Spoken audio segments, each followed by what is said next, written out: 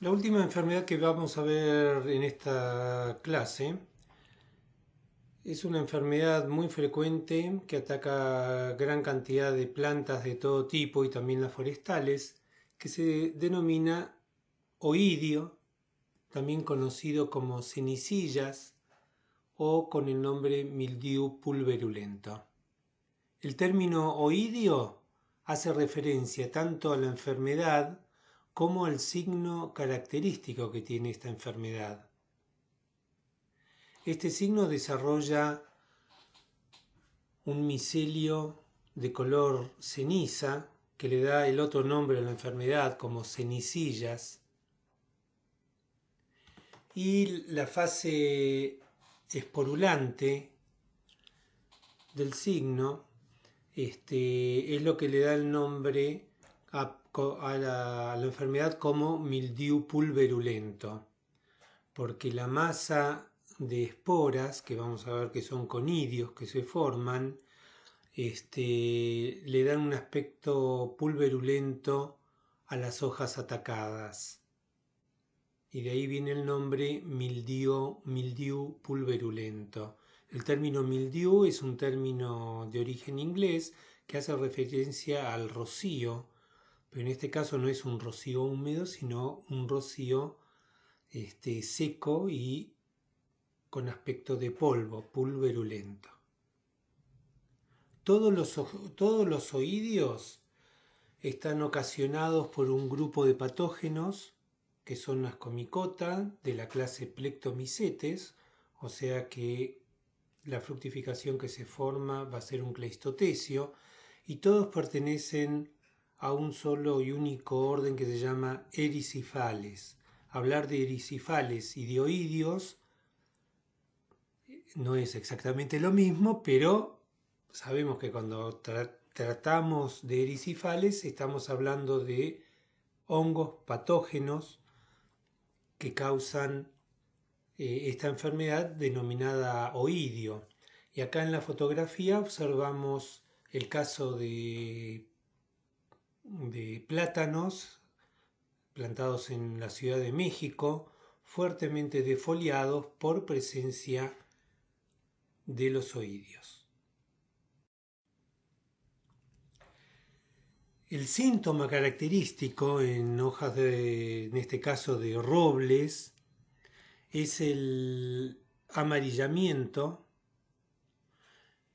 debido a una clorosis, porque acá también, como vimos en el caso anterior, se afecta la fotosíntesis, se produce clorosis y luego un amarillamiento que podemos ver acá entre esta masa blanca que corresponde en realidad al signo.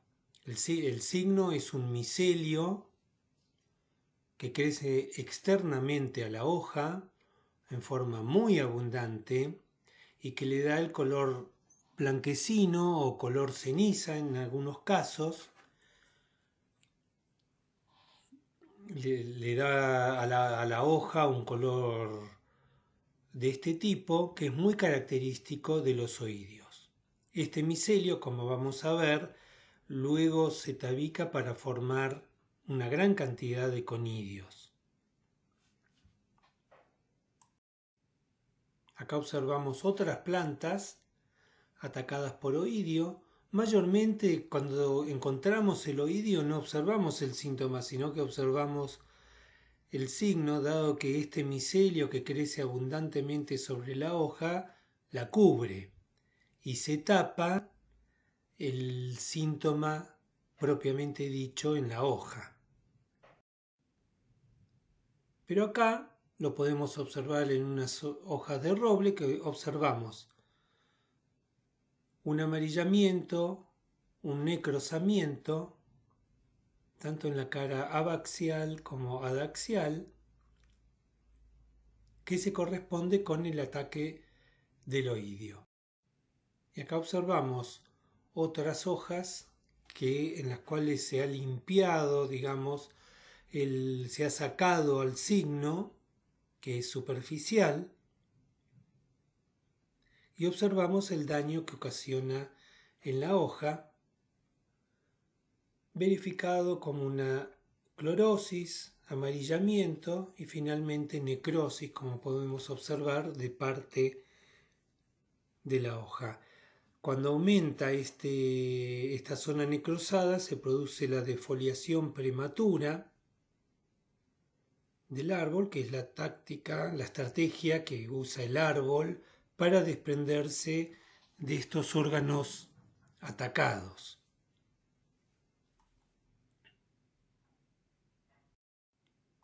¿Y cómo es el signo? Acá observamos una fotografía con microscopio electrónico de barrido, donde acá abajo observamos, y acá se puede observar la superficie de una hoja, y el resto es micelio del patógeno que está creciendo sobre la misma. Este micelio, que se desarrolla en primavera y a lo largo del verano, desarrolla conidióforos que se erigen perpendicularmente a la superficie de la hoja en ángulos de 90 grados. O sea, esta célula no está apoyada, como observamos acá, con el micelio, como hace el micelio vegetativo, sino que al formar una estructura esporulante se distingue creciendo en otro ángulo, y acá tenemos este conidióforo que luego se tabica transversalmente y forma una cierta cantidad de conidios. Esta masa de conidios es lo que se llama con el nombre de oidio, ¿sí? Se describe botánicamente con el nombre de oidio. Esta es la fase asexual porque todos estos conidios se han formado o se forman por mitosis. Es lo que llamamos la fase asexual y en una época se llamaba la fase anamórfica.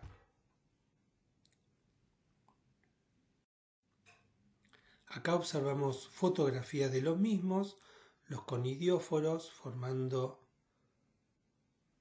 los distintos conidios, y acá una fotografía de un conidióforo solo. Vemos que no es ramificado, nunca es ramificado como acá parece indicarlo la fotografía. Son conidióforos simples que forman una columna simple de conidios que constituyen el oidio.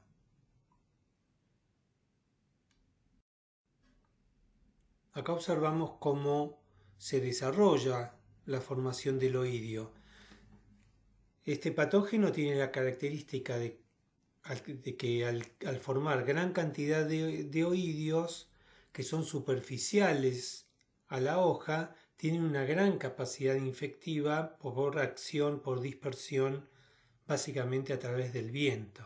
Acá observamos la célula vegetativa que estaba creciendo sobre la superficie de la hoja. En determinado momento comienza a formar un conidióforo, hay una mitosis, se forma la célula basal del conidióforo y por mitosis sucesivas se forman distintos, más o menos cantidad de oidios en cada uno de los conidióforos, pero hay gran producción de conidióforos como vimos en las figuras anteriores.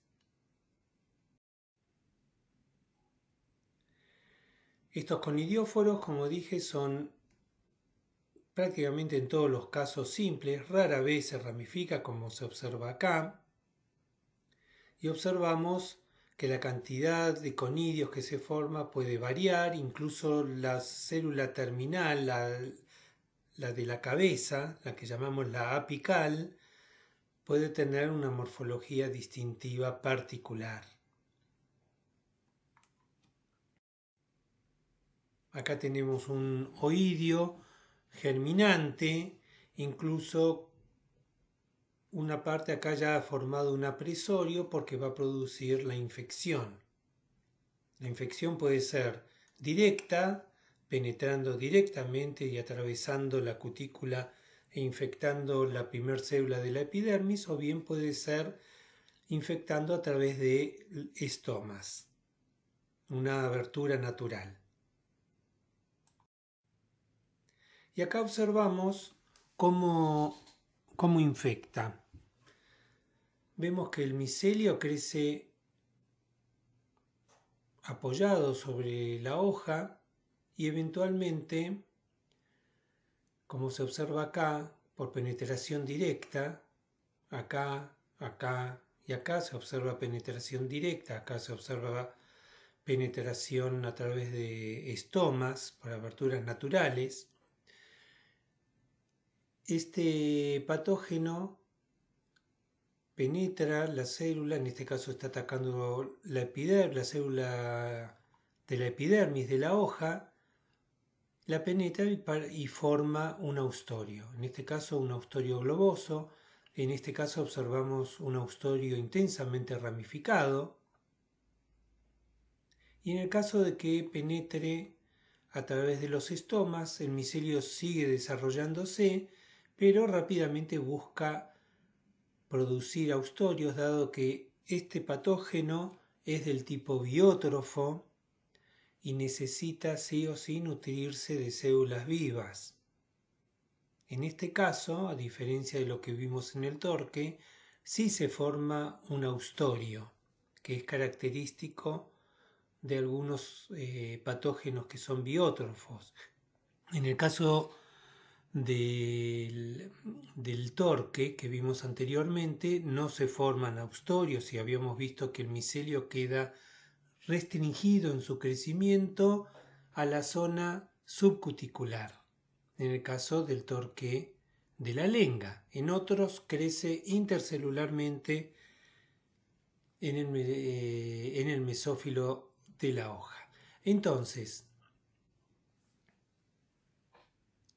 se forman estos austorios que son la estructura a partir de la cual el patógeno absorbe nutrientes de la célula viva y los transporta a este micelio superficial, que de esta manera puede seguir creciendo y desarrollándose, y al mismo tiempo que crece y se desarrolla, formar gran cantidad de oídios, que es el inóculo secundario fabuloso que tiene este patógeno para seguir reinfectando numerosas veces a la misma planta, a otras partes de la misma planta. Acá observamos un detalle de cómo es un austorio. Volvemos a repasar el concepto.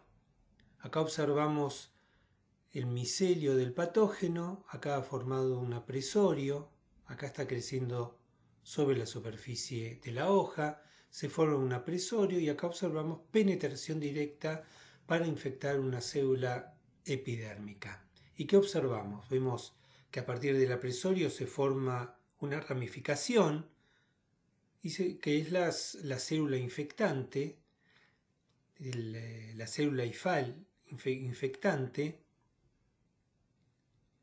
y cuando penetra la célula se forma el austorio. Este austorio está intensamente ramificado, por eso en el corte se observan todas estas estructuras que son las ramificaciones o lóbulos, como dice la lámina, del austorio. Entonces, esta parte que estoy indicando ahora es la célula del hospedante. Y entre la célula del hospedante y el austorio hay una membrana citoplasmática delimitante que corresponde exclusivamente a la membrana citoplasmática de la célula del hospedante, que de esta manera delimita el lugar que está ocupando el austorio. Esto nos está indicando que el austorio y el citoplasma del hospedante no se entremezclan, sino que son estructuras independientes que están organizadas de tal manera para que se forme una zona que llamamos matriz. Es la matriz que está por afuera del austorio, que es la zona de intercambio de sustancias. Acá podríamos poner una doble flecha, una que salga para afuera y otra que entre, indicando que entre el hongo, entre las células del hongo y las células del hospedante, hay intercambio de sustancias. ¿Qué sustancias son estas? El hongo absorbe nutrientes por parte de la planta y a su vez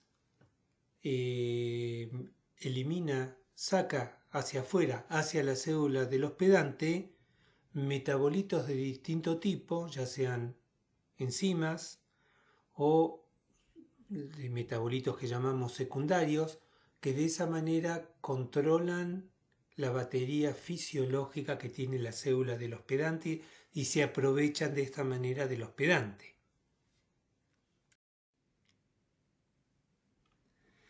Entonces, en cualquier oidio, cuando llega el momento de estrés por frío o por sequía, este micelio que está creciendo sobre la hoja, produciendo gran cantidad de conidios, no va a poder seguir persistiendo. Entonces, el patógeno cambia su estrategia y forma estructuras reproductivas, que en este caso son estructuras reproductivas sexuales, o lo que llamamos el teleomorfo, que le va a permitir resistir las condiciones adversas del invierno o, en el caso de que se trate de un oidio del trópico, la estación seca.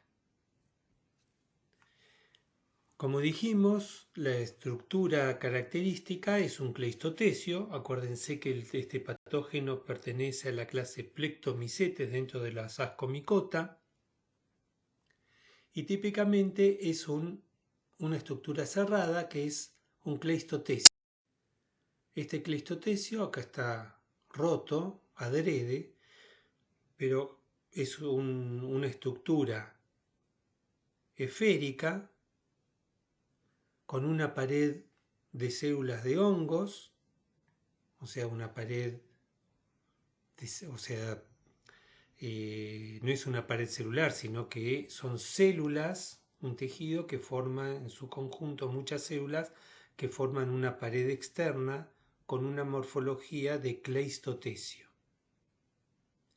En este caso, este cleistotecio se está rodeado externamente por unos apéndices que, como vemos acá, están ramificados dicotómicamente en la parte apical. Corresponde al género Microsphaera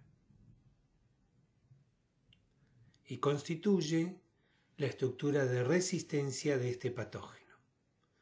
Es la estructura hibernante. Entonces, de un libro de patología norteamericano sacamos el caso de esta especie de Microsphaera que ataca robles y observamos el micelio creciendo sobre las hojas, penetrando directamente para formar austorios, ya sean las células epidérmicas o del mesófilo o del clorénquima en empalizada, el parénquima en empalizada, que permite al patógeno nutrirse. Sin estas estructuras, el micelio sobre la superficie de la hoja no podría desarrollarse. A lo largo del verano se forman constantemente oidio. Las condiciones de temperatura le permiten crecer, formar más micelio e infectar otras plantas continuamente, dado que el oidio se desprende fácilmente por acción del viento y es llevado, el inóculo es diseminado por el viento y llevado a otras plantas. Pero cuando llegan las condiciones adversas del invierno, este micelio deja de formar la fase asexual, el oidio, y forma la fase sexual. ¿Qué quiere decir? Que este mismo micelio se reproduce sexualmente y forma las estructuras sexuales que tiene el patógeno y que en este caso constituyen la estructura de resistencia, de hibernación del patógeno. Acá observamos el detalle de un cleistotecio totalmente cerrado, con la pared de células fúngicas y en su base la disposición himenial de los ascos con las ascosporas.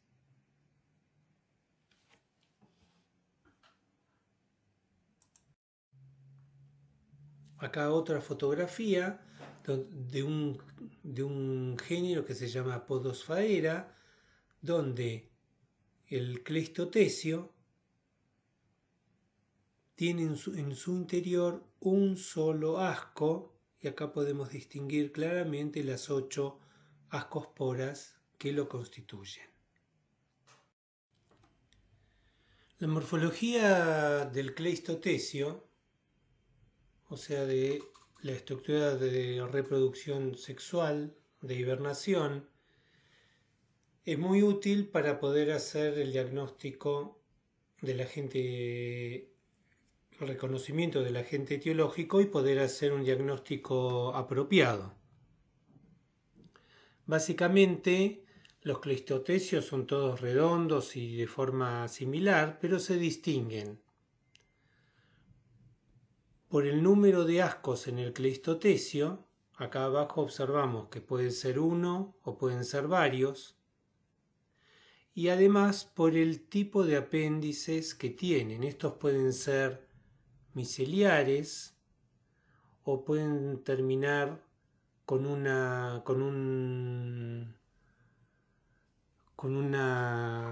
rulo en la punta, o pueden estar ramificados dicotómicamente en la punta, o pueden tener una base bulbosa y después el apéndice es totalmente puntiagudo.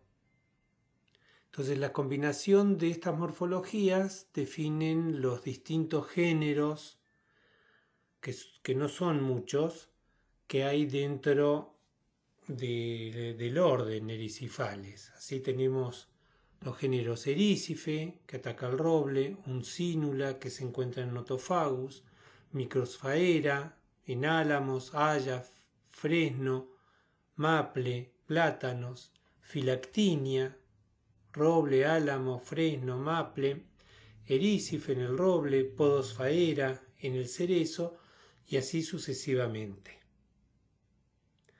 Encontrar este signo es muy útil porque los oidios son generalmente muy homogéneos en cuanto a su variación morfológica. Acá tenemos el ejemplo de una especie de Microsfaera que ataca hojas de roble. Está en inglés porque lo sacamos de un libro de patología forestal en inglés, donde observamos el ciclo de la enfermedad.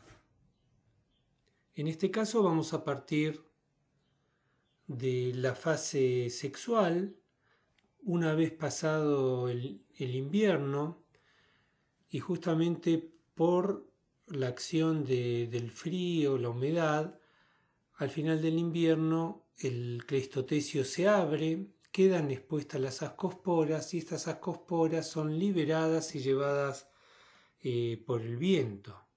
Esto ocurre al mismo momento que se están formando las hojas en el roble. Entonces hay un primer momento de infección por parte de lo que consideramos o lo que constituye el inóculo primario, que son las ascosporas. Estas ascosporas se ponen en contacto con las hojas y las penetran en forma directa, producen la infección y lo que conocemos, el gran desarrollo del micelio sobre la superficie de la hoja, gracias a esto se sustenta por la formación de los haustorios, y entonces las hojas se cubren con ese signo que está constituido por el micelio blanquecino o ceniciento, y que es el que forma gran cantidad de oídios que constituyen a lo largo del final de la primavera y todo el verano, constituyen un nuevo modo de infección, de reinfección de la misma u otras plantas, ahora no a través de las ascosporas, sino de los conidios, los oídios que se han formado. Constituyen el inóculo secundario. Cuando llega el invierno, se forma en la hoja, se forma nuevamente la estructura sexual, que es el cleistotecio. Entonces, en este ciclo de la enfermedad observamos dos momentos cruciales en donde se producen infecciones. Por un lado, en primavera, por la infección de las ascosporas. Y luego, a lo largo del verano, por acción de los oídios. Entonces, nosotros podemos proteger a los árboles de la infección mediante la aplicación de fungicidas que inhiban la germinación de las ascosporas o el desarrollo del micelio. Y si la enfermedad ya está instalada, podemos a lo largo del verano fumigar a las plantas con productos químicos que van a lograr controlar muy bien la enfermedad gracias a que el micelio está totalmente expuesto. Lo único no expuesto son los haustorios, ¿sí? Pero los haustorios no son capaces de originar micelio hacia afuera. Entonces, si nosotros mediante control químico, o sea, mediante la aplicación de fungicidas, de sustancias que destruyan el desarrollo o que inhiban el desarrollo de las células fúngicas, podemos eliminar todo lo que está creciendo sobre la superficie de la hoja. Esto es un aspecto ventajoso que tienen los oídios como enfermedades, ya que podemos controlarlas y lograr una erradicación total mediante la aplicación de productos químicos.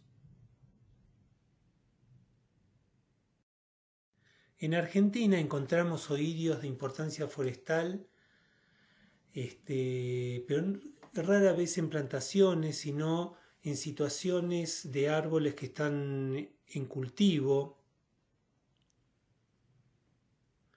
Como observamos acá, plantas de plátanos que están siendo atacadas por el oídio del plátano, Microsphaera platani.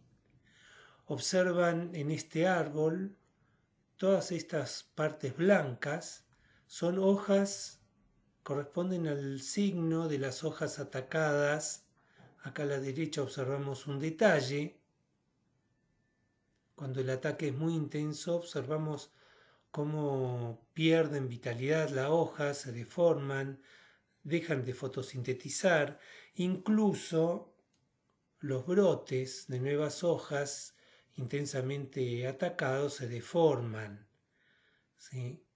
Y es más que nada una preocupación, en este caso de los plátanos, de la actividad forestal en las ciudades, o sea, como ornamentales.